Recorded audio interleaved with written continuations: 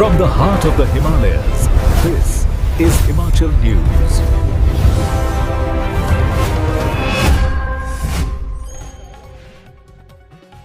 नमस्कार दोस्तों, आप देख रहे हैं बोलता हिमाचल। मैं हूं अर्नब और लेकर आया हूं देवभूमि हिमाचल से आज की बड़ी और महत्वपूर्ण खबरें। दोस्तों, रोजाना खबरों के लिए चैनल को सब्सक्राइब करें, वीडियो को लाइक जरूर करें और कमेंट बॉक्स में जय हिंद जरूर लिखें। चलिए शुरू करते हैं आज का हिमाचल न्यूज बुलेटिन। हिमाचल में सेवानिवृत्त चतुर्थ श्रेणी कर्मचारियों की शेष 30% ग्रेच्युटी और लीव एनकैशमेंट जारी करने के आदेश। मुख्यमंत्री सुखविंदर सिंह सुक्खू के निर्देशानुसार राज्य सरकार ने 1 जनवरी 2016 से 31 जनवरी 2022 के बीच सेवानिवृत्त हुए या सेवा अवधि के दौरान मृत चतुर्थ श्रेणी के कर्मचारियों के ग्रेच्युटी और लीव एनकैशमेंट के शेष 30% बकाया को तत्काल जारी करने के आदेश जारी किए हैं। प्रदेश सरकार के प्रवक्ता ने बताया कि राज्य सरकार पहले ही इस अवधि के दौरान अंतरिम राहत के रूप में पहली, दूसरी, तीसरी और चौथी किस्त तथा मूल पेंशन और मूल पारिवारिक पेंशन पर महंगाई भत्ते की 12 किस्तों का भुगतान कर चुकी है, जिन्हें पेंशन पारिवारिक पेंशन के बकाया के साथ समायोजित किया जा सकता है। उन्होंने कहा कि संबंधित पेंशन वितरक प्राधिकरणों को यह सुनिश्चित करने के निर्देश दिए गए हैं कि इस भुगतान के बाद सेवानिवृत्त चतुर्थ श्रेणी कर्मचारियों की ग्रेच्युटी और लीव एनकैशमेंट से संबंधित सभी बकाया राशि का संपूर्ण भुगतान सुनिश्चित हो। हिमाचल हाईकोर्ट के फैसले से कर्मचारियों में खुशी की लहर, 1.5 लाख से अधिक को मिलेगा लाभ। हिमाचल प्रदेश भर्ती और सरकारी कर्मचारियों की सेवा की शर्त अधिनियम 2024 को निरस्त किए जाने से लंबे समय से लंबित वित्तीय लाभ मिलने का रास्ता साफ हो गया है। इस निर्णय के बाद अब अनुबंध सेवा अवधि को नियमित सेवा के साथ जोड़ने का मार्ग प्रशस्त हो गया है। इसका सीधा असर कर्मचारियों के वेतन, एरियर, पेंशन और अन्य वित्तीय लाभों पर पड़ेगा। जिन कर्मचारियों को अब तक उनकी अनुबंध अवधि का लाभ नहीं मिल रहा था, वे अब पूरी सेवा अवधि के आधार पर अपने हक के लाभ प्राप्त कर सकेंगे। इससे न केवल उनकी आर्थिक स्थिति मजबूत होगी, बल्कि लंबे समय से चली आ रही असमानता भी दूर होगी। हिमाचल अनुबंध नियमित कर्मचारी संगठन के प्रदेश महासचिव अनिल सेन ने इस फैसले का स्वागत करते हुए कहा कि इससे करीब 1.5 लाख अनुबंध और अनुबंध से नियमित हुए कर्मचारियों को सीधा लाभ मिलेगा। उन्होंने इसे कर्मचारियों की एक बड़ी जीत बताते हुए सरकार से आग्रह किया कि सभी पात्र कर्मचारियों की वरिष्ठता तय कर लंबित वित्तीय लाभ जल्द जारी किए जाएं। गौरतलब है कि वर्ष 2003 के बाद प्रदेश में बड़ी संख्या में कर्मचारियों की नियुक्ति अनुबंध आधार पर की गई थी। समय समय पर इन कर्मचारियों को नियमित तो किया गया, लेकिन उनकी अनुबंध सेवा अवधि को नियमित सेवा में शामिल नहीं किया गया, जिससे उनके वेतनमान, पेंशन और अन्य लाभ प्रभावित हुए। इस मुद्दे को लेकर कर्मचारी न्यायालय पहुंचे और वे सुप्रीम कोर्ट तक राहत हासिल कर चुके थे। इसके बावजूद नया अधिनियम लाकर पहले से दिए गए लाभों को वापस लेने का प्रयास किया गया, जिसे अब उच्च न्यायालय ने निरस्त कर दिया है। फैसले के बाद कर्मचारी संगठनों में खुशी की लहर है और लंबे समय से लंबित इस मुद्दे के सुलझने के बाद अब लाखों कर्मचारियों को आर्थिक राहत मिलने की उम्मीद है। वहीं दूसरी ओर राज्य सरकार इस पूरे मामले के कानूनी पहलुओं का अध्ययन कर रही है और आगे की रणनीति पर विचार कर रही है। राष्ट्रपति दौरे को लेकर की गई 1000 जवानों की तैनाती। देश की राष्ट्रपति द्रौपदी मुर्मू 27 अप्रैल से लेकर 2 मई तक हिमाचल प्रवास पर आ रही हैं। ऐसे में प्रदेश सरकार के साथ ही पुलिस प्रशासन अलर्ट पर है। डीआईजी साउथ रेंज अंजुमारा ने शनिवार को पुलिस मुख्यालय में आयोजित पत्रकार वार्ता में कहा कि राष्ट्रपति के दौरे को देखते हुए सुरक्षा और ट्रैफिक व्यवस्था को बेहतर बनाए रखने के लिए पुख्ता इंतजाम किए गए हैं। इसके तहत शिमला शहर को 3 सेक्टरों में बांटा गया है और 1000 से अधिक जवानों की तैनाती की गई है। हिमाचल पंचायत चुनाव में महिलाएं सब पर भारी, 58% तक की भागीदारी, प्रधानी से सदस्य पदों तक महिला आरक्षण हावी।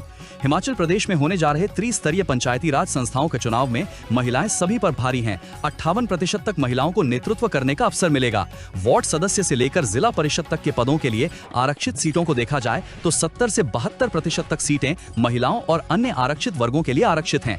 केवल 30% और उससे कम अनारक्षित हैं। राजनीतिक दलों और स्थानीय स्तर के उम्मीदवारों को नए समीकरणों के अनुसार रणनीति बनानी पड़ रही है। इससे पंचायतों में महिला नेतृत्व और निर्णय प्रक्रिया में उनकी भूमिका और मजबूत होगी। प्रधानी से लेकर सदस्य पदों तक महिला आरक्षण हावी रहा है और एससी, एसटी, ओबीसी को निर्धारित हिस्सेदारी दी गई है। महिलाओं की सबसे अधिक भागीदारी वार्ड सदस्य के पद पर है, जहां पर सबसे अधिक 58.63% महिलाओं को वार्ड सदस्य बनने का मौका मिलेगा। इससे पंचायतों में महिला नेतृत्व और निर्णय प्रक्रिया में उनकी भूमिका और मजबूत होगी। हिमाचल पंचायत चुनाव 27 या 28 अप्रैल को हो सकती है घोषणा। 450 पंचायतों की मतदाता सूची पर टिकी आयोग की नजर।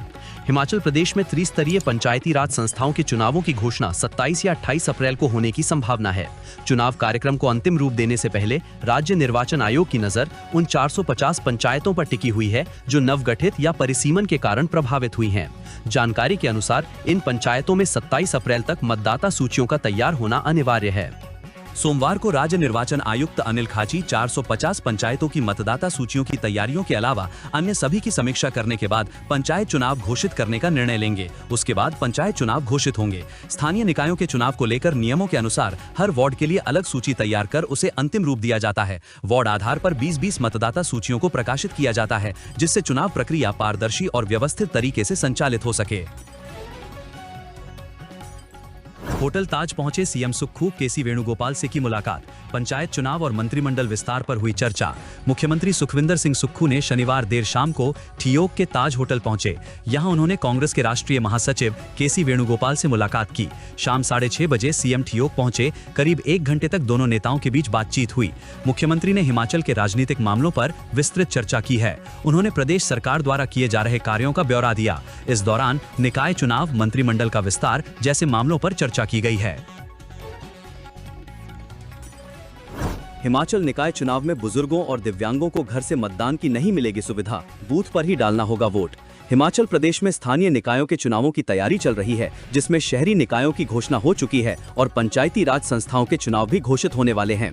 ऐसे में 85 वर्ष से अधिक आयु के बुजुर्गों और दिव्यांगों को घर से मतदान करने की सुविधा नहीं मिलेगी। उन्हें भी बूथ पर जाकर ही मतदान करना होगा। राज्य निर्वाचन आयोग ने स्पष्ट किया है कि इतने कम समय में 22,000 मतदान केंद्रों पर पंजीकृत मतदाताओं के लिए ये सुविधा उपलब्ध कराना संभव नहीं है। इसलिए सभी मतदाताओं को अपने मतदान केंद्रों पर जाकर ही अपने मताधिकार का प्रयोग करना होगा। हिमाचल प्रदेश में 2 आईएएस अधिकारियों के तबादला आदेश जारी। हिमाचल प्रदेश सरकार ने 2 वरिष्ठ आईएएस अधिकारियों के तबादले का आदेश जारी किया है। ये तबादला सिविल सर्विसेज बोर्ड की सिफारिशों पर और सार्वजनिक हित में किया गया है। आर सेल्वम आईएएस, जो वित्तीय आयुक्त अपील के पद पर तैनाती का इंतजार कर रहे थे, को अब कमलेश कुमार पंत आईएएस के स्थान पर चार्ज सौंपा गया है। पंत को इस पद से मुक्त किया गया है। नवीन तनवर आईएएस, जो विशेष सचिव यूएसएस के पद पर तैनाती का इंतजार कर रहे थे, को अब सरकार के विशेष सचिव यूएसएस के पद पर तैनात किया गया है। शहरी निकाय चुनाव, आचार संहिता के उल्लंघन पर प्रत्याशी का रद्द होगा नामांकन, चलेगा मुकदमा। हिमाचल में होने जा रहे शहरी निकाय चुनाव में उम्मीदवारों पर आयोग की पैनी नजर रहेगी। आचार संहिता का उल्लंघन करने वालों से आयोग सख्ती से निपटेगा। गंभीर मामलों में संबंधित उम्मीदवार का नामांकन तक रद्द करने के साथ साथ मुकदमा भी दर्ज होगा। आयोग ने जिला निर्वाचन अधिकारियों को उम्मीदवारों और उनके समर्थकों पर विशेष नजर रखने को कहा है। किसी भी प्रकार की अनुचित गतिविधि, मतदाताओं को प्रभावित करने का प्रयास या सरकारी संसाधनों का दुरुपयोग पाए जाने पर सख्त कार्रवाई की जाएगी। किसी भी तरह की लापरवाही बर्दाश्त नहीं की जाएगी। आयोग ने मतदान प्रक्रिया से जुड़े नियमों को लेकर भी स्पष्ट निर्देश जारी किए हैं। चुनाव के दौरान मतपत्रों को मतदान केंद्र से बाहर ले जाना गंभीर अपराध माना जाएगा। यदि कोई व्यक्ति ऐसा करते हुए पाया जाता है तो उसके खिलाफ तत्काल कानूनी कार्रवाई की जाएगी। आयोग ने कर्मचारियों को सख्ती से निर्देश दिया है कि वे किसी भी उम्मीदवार या उनके समर्थकों के घर पर नहीं ठहर सकते। यदि इस प्रकार की कोई शिकायत प्राप्त होती है तो संबंधित कर्मचारी के खिलाफ तुरंत निलंबन की कार्रवाई की जाएगी। आयोग ने सभी जिलों के अधिकारियों को इन निर्देशों का कड़ाई से पालन करने को कहा है। 2 बार आपदाओं से प्रभावित हुआ राज्य, फिर भी नहीं सीखा कोई सबक, हाईकोर्ट की सरकार को कड़ी फटकार। प्रदेश हाईकोर्ट ने आपदा राहत के लिए बड़ी कंपनियों से औसत मुनाफे की 2% राशि कॉर्पोरेट सोशल रिस्पॉन्सिबिलिटी नीति के तहत खर्च न करवाने पर राज्य सरकार को कड़ी फटकार लगाई है। कोर्ट ने कहा कि इस तथ्य के बावजूद कि यह राज्य वर्ष 2023-25 में 1 बार नहीं बल्कि 2 बार आपदाओं से प्रभावित हुआ है, इस प्रकार ऐसा प्रतीत होता है कि न तो कोई सबक सीखा गया है और न ही उच्चतम स्तर पर कोई आगे की कार्रवाई की गई है। स्कूल में सीबीएसई लागू होगा या एचपी बोर्ड, अब शिक्षा निदेशक लेंगे फैसला।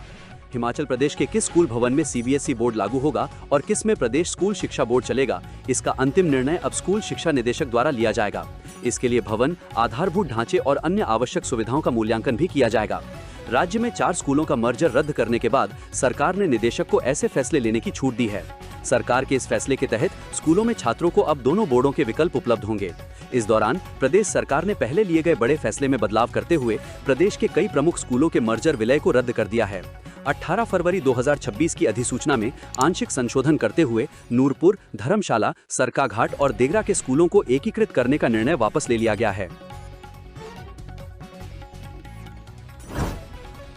हिमाचल हाईकोर्ट सख्त, घटिया दवाएं बनने पर राज्य सरकार व केंद्र से जवाब तलब। हिमाचल प्रदेश हाईकोर्ट ने राज्य में बन रही घटिया और असुरक्षित दवाओं के मामले में कड़ा संज्ञान लिया है। मुख्य न्यायाधीश गुरमीत सिंह संधावालिया और न्यायाधीश विपिन चंद्र नेगी की खंडपीठ ने जनहित याचिका पर सुनवाई करते हुए राज्य सरकार और केंद्र के संबंधित विभागों को नोटिस जारी कर जवाब तलब किया है। अदालत ने चिंता व्यक्त की कि ये दवाएं सार्वजनिक स्वास्थ्य और सुरक्षा के लिए गंभीर खतरा पैदा कर सकती हैं। अदालत ने मामले की गंभीरता को देखते हुए केंद्रीय औषधि मानक नियंत्रण संगठन CDSCO और स्वास्थ्य एवं परिवार कल्याण मंत्रालय भारत सरकार को इस मामले में प्रतिवादी के रूप में शामिल करने का आदेश दिया है। स्कूलों में शिक्षक नहीं होने पर प्रिंसिपल होंगे जिम्मेवार। प्राथमिक स्कूलों में शिक्षकों के नियुक्त न होने के लिए स्कूल कॉम्प्लेक्स के प्रिंसिपल जिम्मेवार होंगे। बिना शिक्षक और एकल शिक्षक वाले प्राथमिक स्कूलों की बढ़ती संख्या पर शिक्षा विभाग ने जवाबदेही करने का फैसला लिया है। स्कूल शिक्षा निदेशालय से जारी निर्देशों में स्पष्ट किया गया है कि अब किसी भी सूरत में कोई भी प्राथमिक विद्यालय बिना शिक्षक के नहीं रहेगा। पत्र में कहा है कि राज्य में शिक्षक छात्र अनुपात देश में बेहतर स्थिति में है। प्राथमिक स्तर पर 12, मिडिल में 7, हाई स्कूल में 8 और वरिष्ठ माध्यमिक स्तर पर 11 का PTR होने के बावजूद स्कूलों में शिक्षक की कमी का मुद्दा प्रबंधन की खामी को दर्शाता है। बिना शिक्षक वाले प्राथमिक स्कूलों में भेजे जाएंगे TGT और प्रवक्ता, शारीरिक शिक्षक भर्ती अपडेट भी। हिमाचल प्रदेश में स्कूल कॉम्प्लेक्स व्यवस्था को प्रभावी बनाने के लिए शिक्षा विभाग ने बिना शिक्षक वाले प्राथमिक विद्यालयों में अब TGT, C&V और प्रवक्ताओं की सेवाएं अनिवार्य रूप से लेने का फैसला लिया है। विभाग ने सभी राजकीय वरिष्ठ माध्यमिक स्कूलों के प्रधानाचार्यों और कॉम्प्लेक्स प्रभारियों को इस बाबत निर्देश जारी किए हैं। स्कूल शिक्षा निदेशक ने बताया कि पहले जारी दिशा निर्देशों के बावजूद कई कॉम्प्लेक्स प्रमुख इन आदेशों का पालन नहीं कर रहे हैं। खासकर ऐसे प्राथमिक विद्यालय जहां एक भी शिक्षक तैनात नहीं है या शिक्षकों की भारी कमी है, वहां उच्च विद्यालयों और वरिष्ठ माध्यमिक स्कूलों से स्टाफ की डेप्यूटेशन नहीं की जा रही है। उन्होंने इस पर नाराजगी जताते हुए कहा है कि यह स्थिति विद्यार्थियों के भविष्य के साथ समझौता है। हिमकेयर योजना गड़बड़ झाला, जांच के लिए विजिलेंस की SIT गठित, करीब 35 निजी अस्पताल जांच के दायरे में। हिमाचल प्रदेश में हिमकेयर योजना में गड़बड़ झाले की जांच के लिए विजिलेंस ब्यूरो ने 8 सदस्यीय SIT गठित कर दी है। IG बिमल गुप्ता की अध्यक्षता में बनाई गई कमेटी में ASP नरवीर सिंह समेत विभिन्न अधिकारी व कर्मचारी शामिल हैं। ये SIT योजना के तहत हुए भुगतान, अस्पतालों की भूमिका और बिलिंग प्रक्रिया की गहन जाँच करेगी। विजिलेंस ने सचिवालय में स्वास्थ्य शाखा से योजना के तहत हुए मरीजों के ऑपरेशन के मेडिकल बिलों का रिकॉर्ड पहले ही कब्जे में ले लिया है। ये कथित घपला 110 करोड़ रुपए से अधिक का होने का अनुमान लगाया जा रहा है। आरोप है कि कई मामलों में फर्जी या भारी भरकम मेडिकल बिल लगा, सरकारी धन का दुरुपयोग किया गया। सरकार ने स्पष्ट किया है कि जांच में किसी भी स्तर पर दोषी पाए जाने वाले अधिकारियों और अस्पताल प्रबंधन पर कार्रवाई की जाएगी।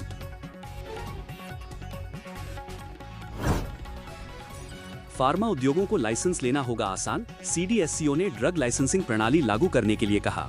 केंद्रीय औषधि मानक नियंत्रण संगठन CDSCO ने सभी राज्यों और केंद्र शासित प्रदेशों के लाइसेंसिंग प्राधिकरणों को डोजियर आधारित ड्रग लाइसेंसिंग लागू करने के दिशा निर्देश दिए हैं। ये कदम दवाओं के निर्माण लाइसेंस की प्रक्रिया को एक समान और पारदर्शी बनाने की दिशा में अहम साबित होगा। इससे दवा निर्माण लाइसेंस प्रक्रिया अधिक पारदर्शी, सरल और एक समान होगी, जिसका सीधा लाभ हिमाचल प्रदेश में स्थापित फार्मा उद्योगों को मिलेगा। हिमाचल प्रदेश के बल्क ड्रग पार्क परियोजना को केंद्र सरकार के नए फैसले से बड़ी मजबूती मिलने की उम्मीद है। कलयुगी पिता की हैवानियत का शिकार बनी नाबालिग बेटी, बच्चे को दिया जन्म। हिमाचल प्रदेश के कांगड़ा जिले के भवारना पुलिस थाना क्षेत्र में एक बेहद घिनौनी और मानवता को शर्मसार कर देने वाली घटना सामने आई है। यहाँ एक कलयुगी पिता ने अपनी ही नाबालिग बेटी के साथ दरिंदगी की हदें पार करते हुए उसका यौन शोषण किया। इस अमानवीय कृत्य के कारण पीड़िता गर्भवती हो गई और उसने बच्चे को जन्म दिया है। पुलिस ने आरोपी पिता को गिरफ्तार कर लिया है।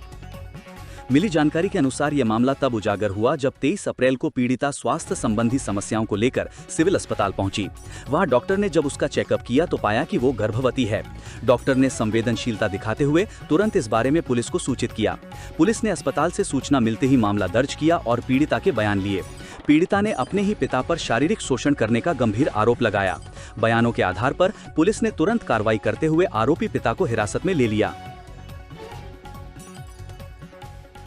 सीएसआर फंड में 100 करोड़ रुपए की कमी पर हिमाचल हाईकोर्ट का संज्ञान, 3 साल का ब्यौरा तलब। हिमाचल प्रदेश हाईकोर्ट ने राज्य में आपदा प्रबंधन और पुनर्वास कार्यों के लिए सीएसआर फंड के आवंटन और उपयोग में भारी अनियमितताओं पर कड़ा संज्ञान लिया है। इसे लेकर कॉर्पोरेट सामाजिक उत्तरदायित्व सीएसआर फंड के सही उपयोग और पारदर्शिता को लेकर केंद्र सरकार, सार्वजनिक उपक्रमों और सरकार को कड़े निर्देश जारी किए हैं। उद्योग विभाग के विशेष सचिव की ओर से दायर हल्फनामे से खुलासा हुआ कि वित्तीय वर्ष 2025-26 के लिए कंपनियों के अनिवार्य सीएसआर खर्च में लगभग 100 करोड़ रुपए की भारी कमी पाई गई है। रिपोर्ट से ये खुलासा हुआ है कि कई कंपनियां अपने कानूनी दायित्वों को पूरा करने में विफल रही हैं। स्कूलों में शारीरिक शिक्षकों के पद भरने के लिए 3 और 4 जून को काउंसलिंग। प्रदेश में शारीरिक शिक्षकों की भर्ती प्रक्रिया ने रफ्तार पकड़ ली है। स्कूल शिक्षा निदेशालय ने प्रदेश के सभी जिलों में रिक्त पड़े पदों को भरने के लिए बैच वाइज आधार पर काउंसलिंग प्रक्रिया करने का निर्णय लिया है। इसके तहत 3 और 4 जून 2026 को सभी जिलों में काउंसलिंग होगी। निदेशालय की ओर से जारी पत्र के अनुसार ये काउंसलिंग संबंधित जिला उप निदेशक, प्रारंभिक शिक्षा कार्यालयों में आयोजित की जाएगी। अभ्यर्थियों को केवल अपने गृह जिले में ही काउंसलिंग में भाग लेने की अनुमति होगी। अन्य किसी जिले में काउंसलिंग में शामिल होने के आवेदन स्वीकार नहीं किए जाएंगे। अभ्यर्थियों को काउंसलिंग के दौरान जिलों, स्कूलों की वरीयता भरनी होगी। विभाग ने स्पष्ट किया है कि एक बार दी गई प्राथमिकता किसी भी परिस्थिति में बदली नहीं जाएगी। ऐसे में उम्मीदवारों को विकल्प भरते समय विशेष सावधानी बरतने की सलाह दी गई है। प्रदेश भर में कुल 355 पदों को भरा जाएगा। शादी के आधार पर बेटी को अनुकंपा नियुक्ति से वंचित करना गलत, हिमाचल हाईकोर्ट का अहम फैसला। कोर्ट ने बेटी की अनुकंपा नियुक्ति से जुड़े मामले में सरकार की उस नीति को अस्वीकार्य ठहराया है जिसके तहत ये शर्त लगाई थी कि यदि नियुक्ति के समय प्रार्थी बेटी की शादी हो गई हो तो उसे ज्वाइनिंग नहीं दी जाएगी। कोर्ट ने इस शर्त के संदर्भ में कहा कि यदि कोई पुत्री अविवाहित रहते हुए अनुकंपा नियुक्ति के लिए आवेदन करती है तो नियुक्ति की पेशकश के समय तक शादी के बाद भी उसे अविवाहित ही माना जाएगा, चाहे उसने इस बीच विवाह किया हो या नहीं। यदि ऐसे अभ्यर्थी द्वारा वैवाहिक स्थिति प्रमाण पत्र प्रस्तुत किया जाना है तो वो उस स्थिति से संबंधित होगा जब उसने पद के लिए आवेदन किया था, न कि उस स्थिति से नियुक्ति की पेशकश की जा रही है। कोर्ट के समक्ष मुद्दा था कि क्या अनुकंपा नियुक्ति के लिए आवेदन करने वाली अविवाहित पुत्री तब अपात्र हो जाती है जब वो पद के लिए आवेदन करने के बाद और नियुक्ति की पेशकश से पहले विवाह कर लेती है। कोर्ट ने स्थिति में पुत्री को तब तक अविवाहित समझने के आदेश दिए जब तक उसे नियुक्ति की पेशकश नहीं की जाती, बशर्ते वो आवेदन के समय अविवाहित हो। कोर्ट ने कहा कि किसी पुत्री से ये अपेक्षा नहीं की जा सकती कि वो अनुकंपा नियुक्ति के लिए अपने आवेदन पर निर्णय लेने के लिए वर्षों तक प्रतीक्षा करे और इस बीच विवाह न करे। कोर्ट ने राज्य सरकार को आदेश दिए कि याचिकाकर्ता श्यामा कुमारी को 31 अगस्त 2022 के नियुक्ति पत्र के आधार पर उनकी सेवा में शामिल होने की तिथि से दैनिक वेतनभोगी चपरासी के रूप में नियुक्त माना जाए। उसे सभी परिणामी लाभ, जिनमें मौद्रिक लाभ और वरिष्ठता शामिल हैं, दिए जाएं, क्योंकि वर्तमान मामले में याचिकाकर्ता को संबंधित विभाग द्वारा परिस्थितियों का शिकार बनाया गया है। एचपीयू से संबद्ध 100 सरकारी कॉलेजों के 120 प्राध्यापक करवा सकेंगे पीएचडी, एनईपी के तहत व्यवस्था लागू। हिमाचल प्रदेश विश्वविद्यालय एचपीयू ने बड़ा प्रशासनिक निर्णय लेते हुए 100 सरकारी कॉलेजों के 120 प्राध्यापकों को पीएचडी सुपरवाइजर के रूप में मान्यता प्रदान की है। विश्वविद्यालय की जारी सूची के साथ ही ये व्यवस्था लागू हो गई है और चयनित प्राध्यापक अब शोधार्थियों का औपचारिक मार्गदर्शन कर रहे हैं। इससे विश्वविद्यालय पर दबाव कम होगा। ये निर्णय नई राष्ट्रीय शिक्षा नीति 2020 के प्रावधानों के अनुरूप लिया गया है, जिसमें शोध और नवाचार को संस्थागत स्तर पर विस्तारित करने पर जोर रहेगा। पहले पीएचडी सुपरविजन विश्वविद्यालय के विभागों तक सीमित था, लेकिन अब कॉलेजों को भी इस प्रक्रिया में शामिल कर दिया गया है। कुर्सी स्थायी नहीं, हर पदाधिकारी के काम की होगी समीक्षा, हिमाचल कांग्रेस प्रदेश अध्यक्ष ने दिए कड़े निर्देश। हिमाचल प्रदेश कांग्रेस कमेटी अध्यक्ष विनय कुमार ने सभी ब्लॉक अध्यक्षों को संगठन के कार्यों को पूरी ईमानदारी व निष्ठा से पूरा करने का आह्वान किया। हिमाचल प्रदेश कांग्रेस मुख्यालय राजीव भवन में शिमला, सोलन व सिरमौर जिला के ब्लॉक अध्यक्षों की बैठक को संबोधित करते हुए उन्होंने कहा कि हर पदाधिकारी, चाहे वो ब्लॉक में है या जिला व प्रदेश कार्यकारिणी में, उनके कार्यों की हर 3 महीने बाद समीक्षा होगी। उन्हें जो काम सौंपा है उसकी निगरानी दैनिक आधार पर होगी। इसके लिए ग्रीन, येलो व रेड 3 जोन बनाए गए हैं। ग्रीन जोन में वो पदाधिकारी आएंगे जिनके परफॉर्मेंस सर्वश्रेष्ठ होगी, उन्हें इनाम के तौर पर बड़ा पद संगठन में दिया जाएगा। येलो जोन में उन पदाधिकारियों को रखा जाएगा जिनमें काम की गुंजाइश है, इन्हें सुधरने का मौका दिया जाएगा, इन्हें चेतावनी जारी की जाएगी। 2 बार चेतावनी जारी होने के बाद भी नहीं सुधरते तो इन्हें बाहर किया जाएगा। रेड जोन में आने वाले पदाधिकारियों पर सीधे कार्रवाई होगी, इनसे न जवाब मांगा जाएगा न ही कोई नोटिस जारी होगा। परफॉर्मेंस को आधार बनाते हुए इन्हें संगठन से बाहर कर दिया जाएगा। विनय कुमार ने कहा कि संगठन में बेहतर कार्य करने वाले अध्यक्षों व अन्य पदाधिकारियों को संगठन में विशेष प्रोत्साहन दिया जाएगा। दोस्तों, बोलता हिमाचल को सपोर्ट करने के लिए सबसे पहले चैनल को सब्सक्राइब करें, उसके बाद बेल आइकन को प्रेस करें, वीडियो को लाइक और कमेंट करके अपनी प्रतिक्रिया दें। उसके बाद वीडियो का लिंक अपने दोस्तों को अपने सोशल मीडिया अकाउंट जैसे फेसबुक, व्हाट्सएप पर शेयर करें। धन्यवाद।